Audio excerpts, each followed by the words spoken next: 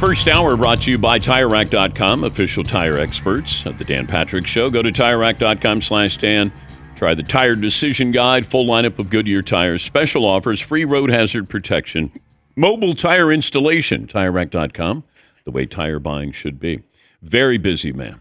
He's the Monday morning quarterback, but he works other days as well. Don't want you to think that he only works on Monday. He's Albert Breer joining us from the Combine in Indianapolis.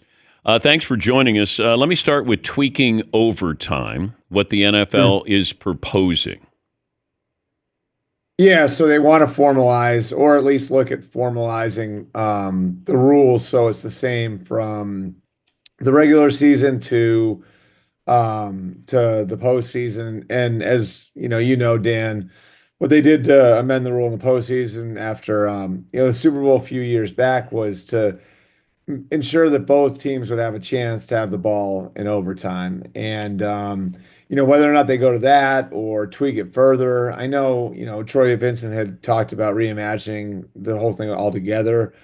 I don't think we'll go to a college version of overtime. I do think they want to maintain some of the elements of a normal game flow that you have and the way that overtime has been played in the NFL forever. But I think the general idea is to come up with a solution that would work for both the season and the postseason. The Brady Matthew Stafford story of skiing together in Montana. Do you have the real story of this? Because there seems to be conflicting stories of this was something that was planned, and then there's another story that says that it was random that they ran into each other in Montana.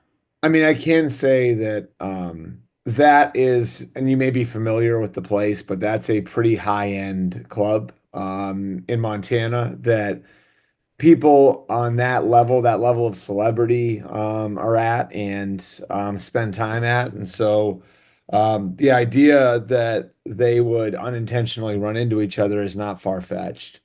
I don't know exactly how that happened. I don't think that I don't know for sure. I haven't dug into it quite as much yet, but I don't think I don't know that Brady invited Matthew Stafford there. Matthew Stafford, I know, had been there in the past. And so again, not that unusual that it would happen, but I do think it shows how Brady is really a part of what the Raiders are doing now. And Brady is an integral part of their interview process of convincing head coaching and general manager candidates that it was a better job than it has been in recent years, and that and then ultimately, they wind up hiring two guys that Brady's got a relationship with. Pete Carroll, of course, who he competed against for all those years, and John Spytek, who he became pretty close with over the 3 years they spent together in Tampa. So I think the Raiders are serious, a serious suitor for Matthew Stafford. But this wasn't tampering. That if Brady did invite Stafford has permission. Okay. Yeah. Okay. I mean, Stafford had permission now. And Stafford's had permission, Dan, for over 3 weeks now. Like, Stafford got permission to speak with other teams starting during Super Bowl week. So I believe it's either right at 3 weeks or just over 3 weeks that he's had permission to go out and speak to other teams. Well, what is the market for Matthew Stafford? More than the Rams want to pay right now, I think, is the best way to describe that. For those who don't know, he's on the books for $27 million in cash in 2025. And that number was lowered by $4 million because they borrowed that $4 million and another $1 million from 2026 to give him a $5 million raise in 2024, which isn't a raise at all if you're just borrowing from 1 year and giving it and putting it in another, which is why I think everybody knew when they made that contract adjustment after a really tough 6-month negotiation that they were going to be back at the table again. And the way Stafford's looking at it is the quarterback market has materially changed. There are 9 quarterbacks making over $50 million a year. And his deal at $40 million per is 50% below the top of the market, which is Dak Prescott at $60 million. So the Rams basically said to Matthew, all right, if you go out and see what the market is and go out and see what you can get. And I don't think they use the word trade specifically with him. But once you kind of let him out of the building and let him go do that, go and see his worth, there's some risk involved. And the risk is that the way he sees his worth is going to be matched with the way other teams see his worth, even at 37 years old. And that's what happened. Matthew found teams, plural, that were willing to go to a number that was commensurate with where the market is at the position. And so, how do you put that toothpaste back in the tube now if you're the Rams, who, I mean, McVay still really likes Matthew. It's a good relationship. Matthew really likes living in Southern California, but the reality is they told him he was worth they felt like he was worth X. He felt like he was worth Y. Then he goes to the market and proves he's worth Y. So now how do you reel that all back in if you're the team? It's not an easy thing to do. The Rams, wouldn't they learn from what happened with Saquon Barkley with the Giants, where you say, go out there, see if anybody wants to pay you that kind of money? Oh, wait a minute.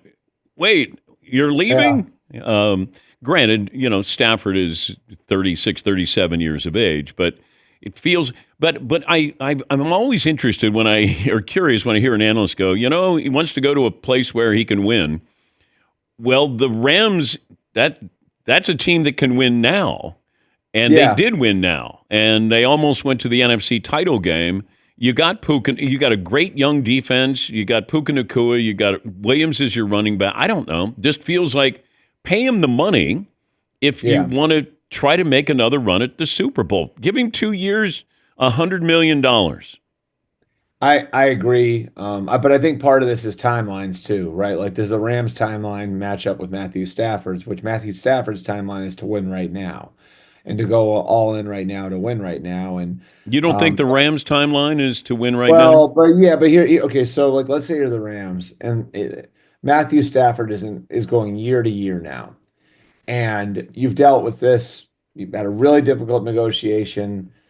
Now do you want to set, you're in this spot where you're being asked to set another contractual precedent that maybe could be a problem for you down the line, and you're looking out at the market and you're saying, well, can we get Aaron Rodgers for a lot less than that and bring back the assets that would come in a Matthew Stafford deal? I mean, I know McVay really likes Jimmy Garoppolo. That's going to sound crazy to some people, but I think he believes he can win with Jimmy Garoppolo. So Okay. I think for the Rams, part of this is our timeline may not match up completely with Matthew's timeline. We've got a team here that we think can win for the next 5 or 6 years. We're going to have a lot of big contracts coming down the pike. And, if we're in a year to year situation with Matthew Stafford, that's a pretty tough place to be based on what we might need to spend to keep him. And so that's when you start to look at some of the alternatives. Like, again, would it be Aaron Rodgers on a cheaper deal? Now you got more cash to spend this offseason to surround Aaron Rodgers, and then you get the assets, whether it's a first round pick, second round pick, whatever it is, you got the assets coming back to use too. So it's interesting from that perspective. And I mean, shoot, think about like if the Giants were to get him, now you got Andrew Thomas coming back at left tackle. You have Malik Neighbors as your number one receiver. You have Tracy coming back as a young back. Maybe Cooper Kupp winds up there. Maybe Travis Hunter winds up there. Like that team, I think, could become a contender pretty fast. He's Albert Breer, the Monday Morning Quarterback, senior NFL reporter. The digital spotting of the football. Hmm. I, I like it. I don't know if it's a done deal. I'm always curious when I watch a game how random it sometimes seems when the official spots the ball. Yeah. Do you think how far down the line do you think we are with the digital part of spotting a football? I think we're getting closer. I this is something that they're not going to just, do all in one fell swoop. I think there's going to be some experimentation, and I don't think they want to be completely reliant on technology that maybe they haven't been able to do wholesale checks and all that different stuff with. But I think it's coming, and I think it makes sense. It's I always sort of think of like the tennis matches, right? Where how long have they had that technology at Wimbledon, the US Open, wherever, where they got the ball and you can see where the ball hit, Like how long have they had that, Dan? A decade, Maybe longer. right? They've had it for so But you don't have a lot of tennis players in the way of seeing where the ball hits or where it goes out, where the NFL, there's a lot of confusion going on. With tennis, it's a player, is the ball in or out? right. You don't have a lot of bodies blocking that. And I agree that like the technology is more it's more complicated in football because like you said, the amount of bodies out there. But I mean, if it's been over a decade that they've had that in tennis, then wouldn't it stand to reason that they've made enough advances to make it Well, on a more complicated? baseball's going to implement this. The question is Yeah. not if, but when. I Yeah, just, and maybe you keep the chain gang as a backup in case the technology goes down during the game. yeah. But I, I don't know. I'm all for it just because I've seen how random the spotting of the football is. And it Um, does feel that way, doesn't it? Like when you see a guy under a pile, I mean, there are definitely times for me where I'm wondering, like, how the hell does he know where to spot that? You know what I mean? Like there are those, and so it would, I think, to some degree, solve that. Help me understand the NFL Players Association gives team grades. So the players vote on things from is your team friendly to the families of the football players? The food, nutrition, weight room. Does anything happen? I saw the Jacksonville Jaguars, their grade for treating families of football players was an F. Like an F. Um, like I don't know what the treatment is, but does anything change with this? I think the Kansas City Chiefs got like Like they're like they're a grounding like they're grounding somebody's kids or something like I that. don't know, given timeouts or bad seats or whatever, not preferential parking, but does anything change when the players vote and it's an anonymous vote on Yeah. your team? Yeah, I mean, it actually has worked. And, I think we all like gravitate to the low-hanging fruit. I don't know if you remember, but there was like can't remember what team it was, but there was a rat problem with one of the teams. I think the Chiefs had, Not the somebody Chiefs who had, was ratting things out. It was, I, I think the Chiefs had like folding chairs in their locker room instead of real chairs. but The that's when you're Cardinals, supposed to win. Then you take care of your players. That's right, proof that right. you win, and all you do is keep the money. You didn't upgrade Well, your. was it the Cardinals that were like if you were staying late at the facility as a player, they were charging you for dinner? Like, like I don't know, like I there were, but here's the thing, it's like Dang. some of this stuff is ridiculous, and I do think like making it public has shamed some owners into making changes. You know what I mean? Like, and maybe that's the wrong word, but I think part of it has been, I mean, look, here's the deal. So these guys come from major college programs, most of them do, where they're in these facilities that are palaces, Yeah. and everything is done to make them feel like the most important people on campus. And it has to be that way because in college, you're recruiting kids and you need to entice them to pick your school over another one. And now in the era of the transfer portal, you have to convince the guy that he should stay when he can up and leave whenever he wants. The NFL has never had to do that, so like in a lot of cases, like these guys go from big time college programs, they'll walk into the NFL and their NFL facility will be way worse than what they were than their workplace in college. And there's really, with the amount of money the NFL makes, there's no reason for it to be that way. I mean, these are supposed to be finely tuned athletes that are, measuring everything that goes into their body and spending every waking moment trying to put themselves in position to play at the highest level on Sunday. And so, like, I think there was this feeling among NFL players in general, based on what a lot of those guys had as college players, that NFL teams were falling way, way, way short of where they should be.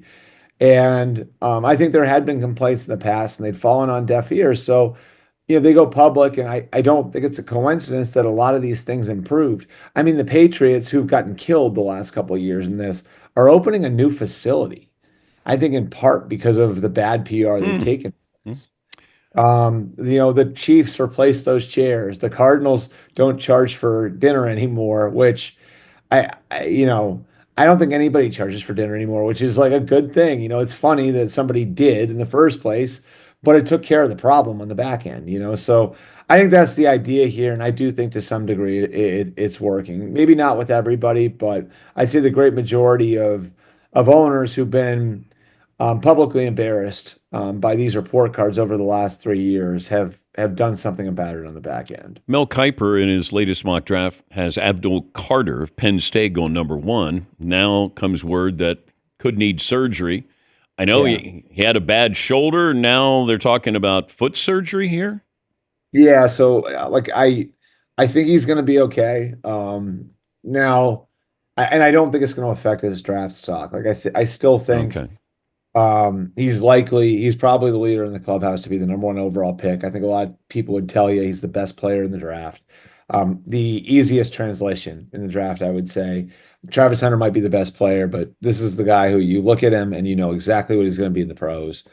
But it's a foot, and those can be problematic. Like I think his foot, back, and hamstring, right, are the ones that like you have to be, yeah, you have to, do your diligence on it, have your doctors look at it, and then if you draft him, something you have to keep an eye on. So I don't think it'll affect his draft stock, but I don't want to tell you that, a foot injury, at a young age for an athlete like this is nothing. It's not nothing.